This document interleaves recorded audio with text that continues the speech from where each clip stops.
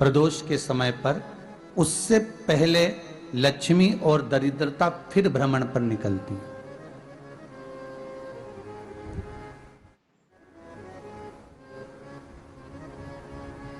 शिव भ्रमण कर कर जब वापिस आ जाते हैं, हिंदू धर्म में पीपल के वृक्ष की जो गणना वराह पुराण में करी गई है, 4 बजे से 7 बजे तक शिव के भ्रमण का समय बताया है शाम को। तो 7 बजे से लेकर फिर रात्रि 9 बजे तक लक्ष्मी और दरिद्रता फिर भ्रमण पर जाती है। इनका एक समय निश्चित है महाराज। भ्रमण कर कर आ जाना। अब इस बीच में जब लक्ष्मी और दरिद्रता दोनों निकल कर जा रही हैं, तो दोनों एक भाव रख कर जाती हैं कि आज हमको कहां प्रवेश करना है।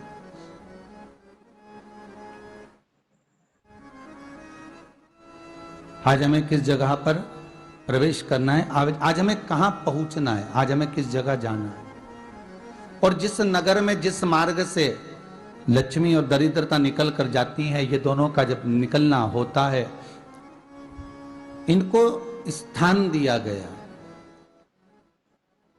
जहां पर स्वच्छता हो, घर के दरवाजे पर रंगोली डली हुई हो, द्वार पर जल छीटा गया हो। महाराज, उस द्वार पर लक्ष्मी प्रवेश करती है तो दरिद्रता भी जाने लगती है अंदर। जब दरिद्रता अंदर जाने लगती है तो लक्ष्मी उसको रोक देती है। पहले मैं देखकर आती हूं कि तेरे लिए स्थान है कि नहीं, तू यहां रुक।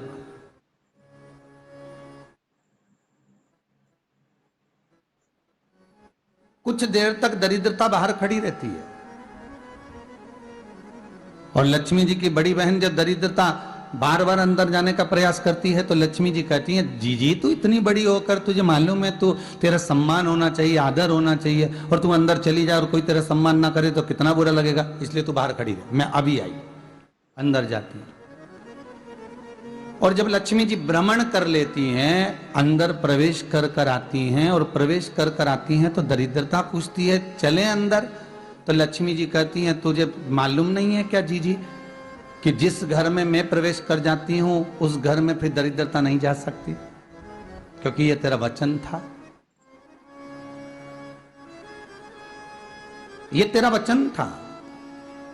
अपन दोनों का जब मंगल विवाह हुआ था, मेरा विवाह जब नारायण के साथ में हुआ और तुम्हारा विवाह जब दुस्साह मुनि के साथ हुआ, दरिद्रता का विवाह दुस्साह मुनि के साथ हुआ।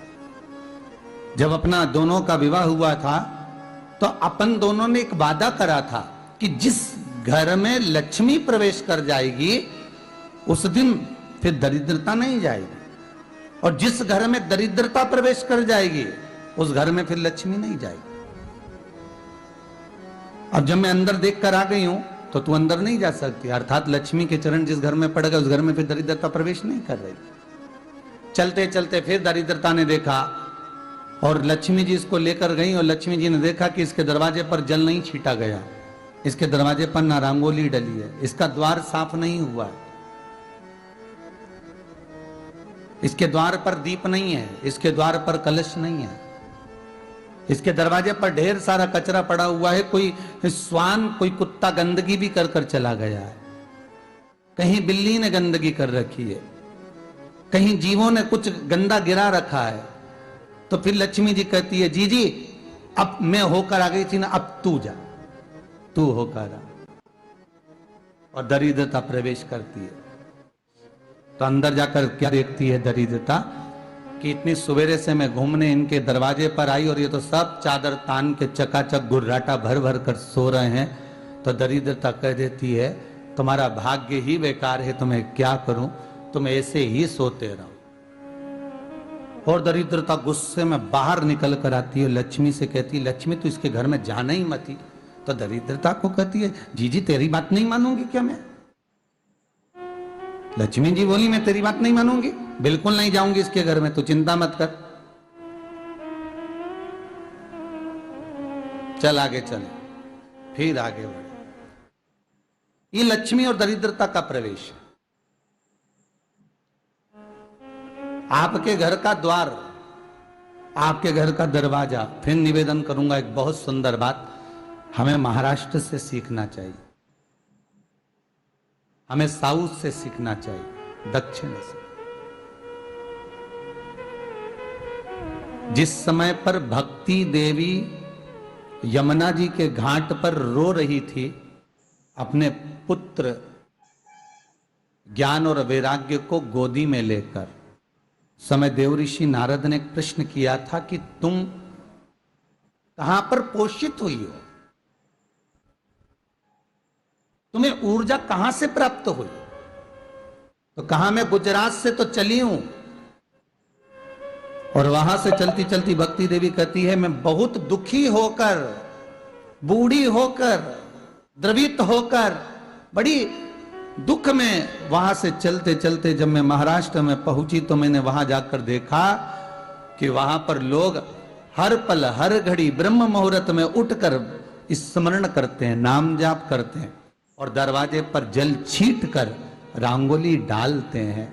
तो कह रही है कि वहां पर मैं थोड़ी अवस्थावान होने लगी, वहां मुझे अच्छा लगने लगा। फिर जब मैं और आगे पड़ी, दक्षिण में जब पहुंची, वहां पर जाकर मैंने देखा कि सुबह से उठकर मंगलाचरण, मंगला स्तोत्र और वेदों की ध्वनि होने लगी। वहां पर मैं और आनंदित हो गई। हमें कुछ चीजें महाराष्ट्र से सीखना चाहिए कि वहां रहने वाले जो भगत हैं, वारकरी संप्रदाय के जो भक्त होते हैं, वैष्णव जो धर्म के भक्त होते हैं, उनका नियम है सवेरे के समय घर में पानी है कि नहीं है, पर जब भी वो घर का दरवाजे के बाहर थोड़ा ना थोड़ा पानी तो छींट ही देते हैं। और छींटने के बाद फिर वहां पर अपने यहाँ तो दिवाली पर रंगोली बनती है जी, और वहां पर रोज की रंगोली बन जाती है कि कभी हो सकता है परमात्मा राह भूल कर हमारे घर में प्रवेश कर जाए, इसलिए वहां प्रतिदिन की रंगोली, प्रतिदिन।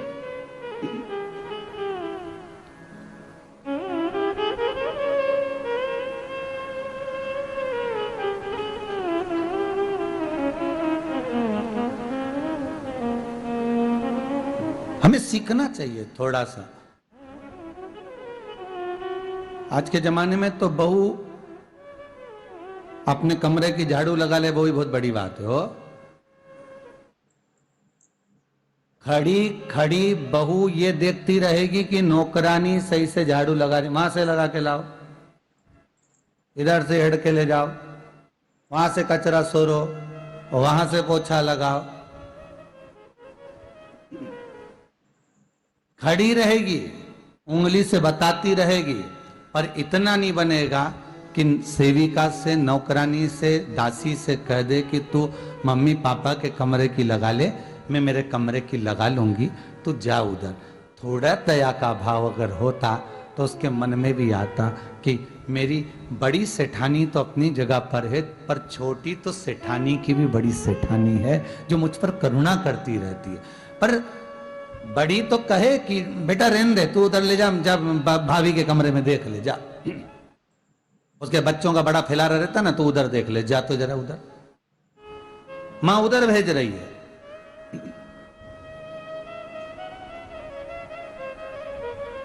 थोड़ा सेवा का भाव हमारे भीतर हो।